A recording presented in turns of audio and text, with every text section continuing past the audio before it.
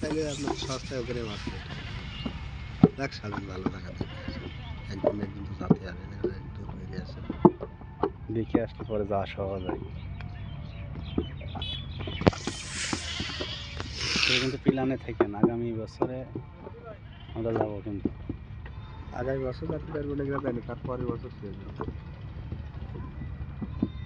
সরে যান বুঝলেন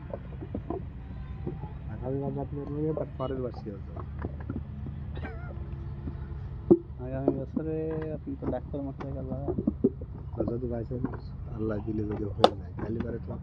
না ওই অবস্থায় তো যান নিতে যাওয়া যাবে আর যদি না হয় খালি বারে সুযোগ থাকে আল্লাহ আল্লাহ করেন এইটাই চান যে আল্লাহ দিক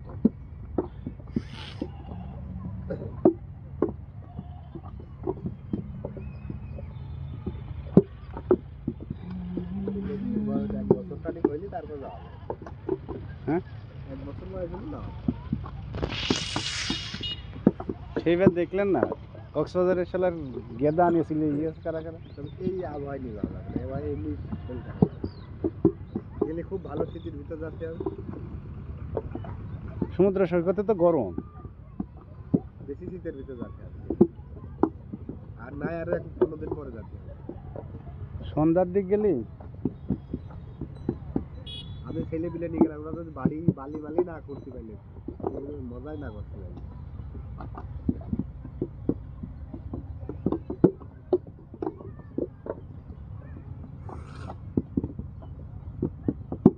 সাজেকে যাচ্ছেন না ওইটা মজা হবে রাঙামাট আমার কাছে সাজেক খুব সুন্দর জায়গা রাঙামাটির নৌকায়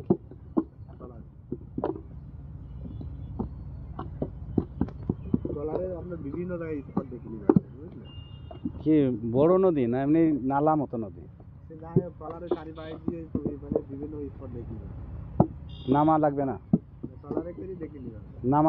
নামবে না আমি জানি